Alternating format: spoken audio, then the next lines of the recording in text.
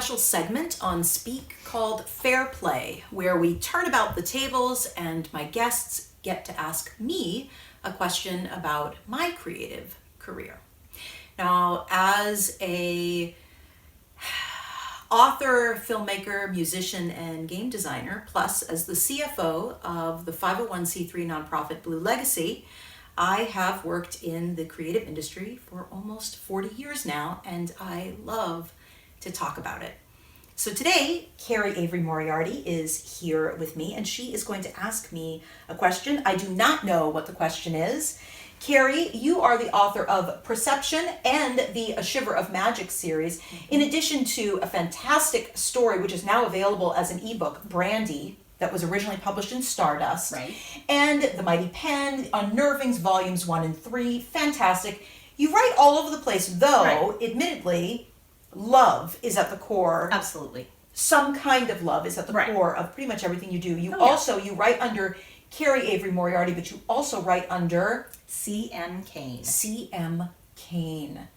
And C.M. Cain's work is a little bit more racy. Right. Carrie's, I find still, it's not that it's not racy. It's just, it draws that line. It's like, I like how you said it's the more PG-13, very, very light R, whereas C.M. Cain can just go wherever you want. Also, you see your pen name, C.M. Cain, as a male writer, a male author, a male persona. And Cain also explores romance and sports. Yes. So sports fiction. And I love that. Yes. Which I love. But yes. Yeah. Right. Oh, yes. Oh, no. Not like a made-up thing you don't care about. Right. Yeah, I don't care about sports. I love sports. I actually loved how you said, you, Carrie the person, are neither fully Carrie Avery Moriarty or fully C.M. Cain. Right. You are somewhere in the nether, somewhere in the ether. I am an ether being. Yes, I love that. What question do you have for me today? So I saw the questions that had been asked previously, and I was having a hard time coming up with a question, and so my son said that I should ask this question. What book or story made you want to tell stories, and why? Oh, okay. So, all right, I'm going to tweak that a little bit. Okay. Just for continuity. That is a great question. And I will also stipulate what Carrie is saying here about how she saw the questions is one of our production managers emails all the guests that have not yet recorded with us with the questions that have been asked so far, so that no one has a duplicate. Right. Carrie hasn't had gotten to see any of the episodes before they put out or anything like that. I just know what question was asked. So, so in a previous episode of Speak, I talked about why I started to write in the first place. So I won't rehash that. Okay. But I can definitely answer, are there authors or a book or a story that make you want to write? That absolutely. And I think if you were talking in our Speak interview, in the full Speak interview that you and I did, we talked about romance and all of the subgenres of romance and the subgenres. And I love that you even said, no, Jennifer, there's dinosaur erotica, that's like a thing. Right. And I almost made the joke, but I thought, no, Jennifer, don't steal, this is Carrie's spotlight time. I almost made the joke. So Carrie, my children's book, my actual children's book, When Longneck Learned to Love, could actually also be an adult. Oh, yes. Oh, yes. No, I had to, no, I'm just going to giggle too much if I say that. But but yes, somebody would take that title and run with it. There you go. Oh, yeah. What I love to write is, if I could only write in one genre for the rest of my life, it would be hard science fiction. That's what I love. That's my true heart's desire. Yes, my heart's desire. That's where my happy place is when I get to write. Yeah, I get that. Yes, right? I get that, yeah. And it's not that I don't love writing, all kinds of writing, but because I do so much writing for work, I always say hard science fiction is what I write for me. Right. And, most everything else that I do, I'm writing either on assignment or I've been, like you say, given the parameters and I need to given the box within a that you need to box. fit in. Yeah. So it should probably come as no surprise then that the folks the stories and the authors that make me want to create are Richard Calder, Charles Stross. These are books that mix hard science, physics, in some cases astrophysics, quantum mechanics, and they mix those with very raw elements of humanity. So sex and sexuality, the intersection of sex and violence, let me back up. The intersection of consensual sex and violence, the intersection of the environment and what we as human beings are and aren't doing to it. And so I love where those cross sections kind of happen. You know, like, are we talking about the Earth, or are we talking about the other Earth? Right, another Earth. If we're peeling back this layer, what layer is it? Are we seeing the next layer of the onion, or have we actually opened a door to someplace completely different? So I would say books that push the limits of what we think is going to be possible with the human body, what is going to be possible in terms of how we communicate, how we travel, how we live, how we procreate. All of that fascinates me and makes me want to explore. I don't know if he was the first author who did it, but he was certainly the first author who captured my imagination with it. Charles Stross has a device that he just must exist in his canonical universe. In his magic mind. Right, exactly. And even though most of his science fiction stands alone, at least the science fiction of his that I read stands alone, because I don't actually follow his he has a series that's kind of comedy science fiction that I actually don't care for. There you go. And you and I talked about that in your interview with Downspeak as well. He has a device that revisits in some of his standalone books called a cornucopia machine. And it's basically a 3D printer on steroids. Okay. You know, so you feed it matter and it can spit out everything from your beautiful jacket to a mug of tea or a cup of cocoa or a book or a bookshelf, or not the bookshelf I ordered that I'm still waiting to have arrive. No, yeah. Carrie, really. So I would say things like that, especially where someone says, this is going to be a familiar item to you. You are going to say, oh yeah, I know what a 3D printer is. I know basically how that works. Concept, yeah. Yeah, I know this concept. But now let's just take it 25 years into the future or 10 years into the future. The idea of a human singularity, a time where we make leaps. You know, if we think about my grandmother, born in 1923, I was born in 1973. So in 1923, on a farm in Indiana, the last child to survive of 9 children. Her life was dealing with mortality. She lost her mother with the birth of that 10th child. Her father didn't know what to do with a little one under 2 years old. She was primarily raised by Amish neighbors. Her life was shaped by still a lot of parameters of just surviving. Now we flash forward to 1973. Right, 50 years difference. Yeah. And, oh my gracious. Oh, yeah. I mean, whether or not my family faced hardship, even facing homelessness, at least at the level that my family faced it, housing scarcity and extreme poverty is not the same as I cannot feed all the mouths I have. I do not know how to raise this child under 2. I am at a complete loss. This child needs to be raised by. I need you to be somewhere else because I can't make you exactly an adult. And I want to give you a fighting chance. Right. Those kind of hard decisions. Yes, there were hard decisions that I'm sure my mother had to make, that I remember my mother making in the 70s, but they're different than the hard choices that were made in the 1920s.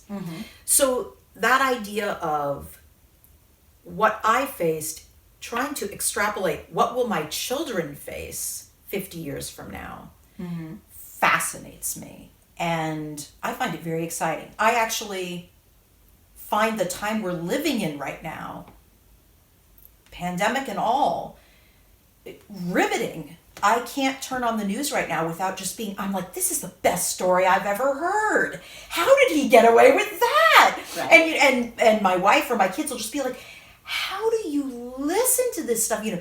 This about Congress and all of this about fintech. And I'm like, because this is fascinating. Do you not find stock market manipulation fascinating? They're like, who are What you? is this you're talking about? Why are you not stressed by these things? I'm like, because this is so far removed from my day-to-day existence that to me, this is just a fascinating, high-paced fight. And people say, oh, Jennifer, let me tell you how stock market manipulation affects all the way down, trickle-down theory. I'm like, oh, please. Yeah.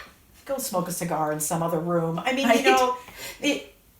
So those are the authors that inspire me, those authors that push the limits in the genre that I love.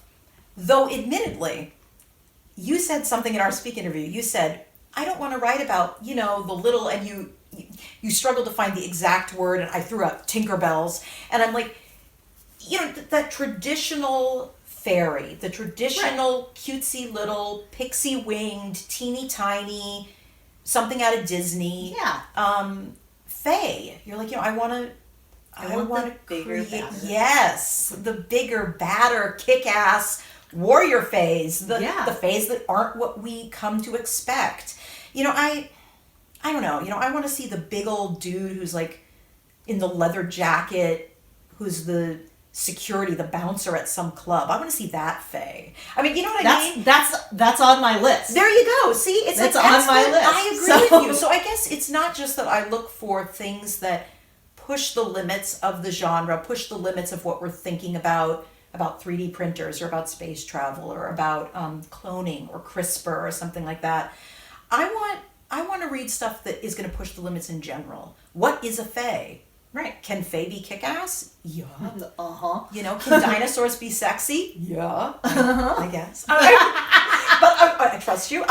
So I haven't read it, I just know it exists. right. Okay, so it's out there. Yeah.